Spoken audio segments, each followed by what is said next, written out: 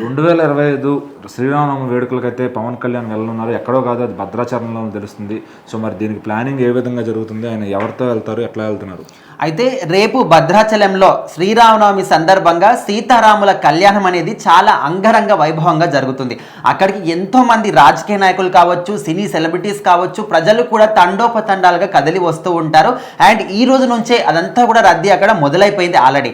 అయితే పవన్ కళ్యాణ్ గారు ఆయన ఎప్పుడు కూడా సనాతన ధర్మం గురించి, అదే విధంగా హిందుత్వం గురించి, గుళ్ళ గురించి ఎప్పుడు కూడా పోరాటం చేస్తూనే ఉంటాడు. కాబట్టి ఇప్పుడు మాత్రం భద్రాచలంలో జరగబోయే సీతారాముల కళ్యాణానికి పవన్ కళ్యాణ్ గారు రాబోతున్నారని ఒక న్యూస్ కూడా తెలిసింది. అయితే ఈ రోజు మధ్యాహ్నం హైదరాబాద్ నుంచి ఆయన రోడ్డు మార్గంలో అక్కడికి బయలుదేరుతారు. ఈ రోజు సాయంత్రం వరకు అక్కడ చేరుకుంటారు. రేపు పొద్దున అక్కడ జరగబోయే సీతారాముల కళ్యాణంలో పాల్గొని పట్టు వస్త్రాలు, అదేవిధంగా తలంబ్రాలు కూడా స్వామివారికి ఆయన సమర్పించి పూజాది కార్యక్రమాల్లో పాల్గొన్న తర్వాత మళ్ళీ సాయంత్రం హైదరాబాద్కి తిరుగు ప్రయాణం చేస్తారు. సో ఇదంతా కూడా షెడ్యూల్ అయితే ప్రిపేర్ చేసుకున్నారు. మరి పవన్ కళ్యాణ్ గారు వస్తున్నారు. దాంతోపాటు ఎవ్రీ సంవత్సరం కూడా మన తెలంగాణకి ఎవరైతే సీఎంగా ఉంటారో వాళ్ళు అక్కడ స్వామివారికి పట్టు వస్త్రాలు సమర్పించడం కానీ, తలంబ్రాలు సమర్పించడం కానీ, కళ్యాణం చేయించడం కానీ ఆనవాయితీగా వస్తుంది. సో ఈసారి కూడా సీఎం రేవంత్ రెడ్డి గారు మాత్రం పట్టు వస్త్రాలు ఇవన్నీ కూడా సమర్పించి ఆయన కూడా కళ్యాణోత్సవంలో పాల్గొంటారు. ఆయనతో పాటు ఇక్కడ మల్లు బట్టి విక్రమార్క కావచ్చు, లేకపోతే ఇంకా కొంతమంది ఎమ్మెల్యేలు, ఎంపీలు చాలా మంది కూడా అక్కడికి రాబోతున్నారు.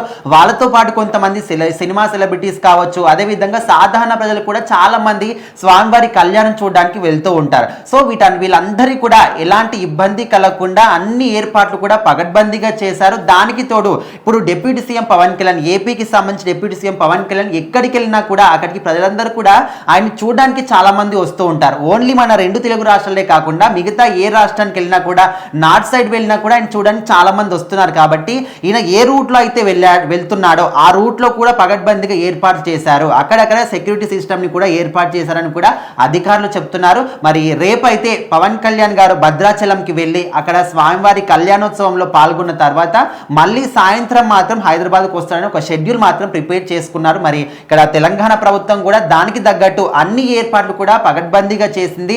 ఎవరికి ఎలాంటి సమస్యలు రాకుండా, చాలా మంది రద్దీ వస్తారు కాబట్టి ఎవరైనా తొక్కిసలాట కానీ ఇలాంటివి ఏవి కూడా జరగకుండా ఎక్కడెక్కడ బారికేడ్లు కావచ్చు, పోలీసు యంత్రాంగం కావచ్చు, అందరూ కూడా ఏర్పాట్లు అనేవి చాలా గ్రాండ్ గా చేశారు. సో ఈసారి జరగబోయే కళ్యాణోత్సవంకి చాలా పవన్ కళ్యాణ్ గారు వస్తున్నారు కాబట్టి చాలా ప్రత్యేకంగా ఉండబోతుందని కూడా అంటున్నారు. చూద్దాం మరి రేపు ఏ విధంగా జరుగుతుంది అక్కడ ఏంటి అని.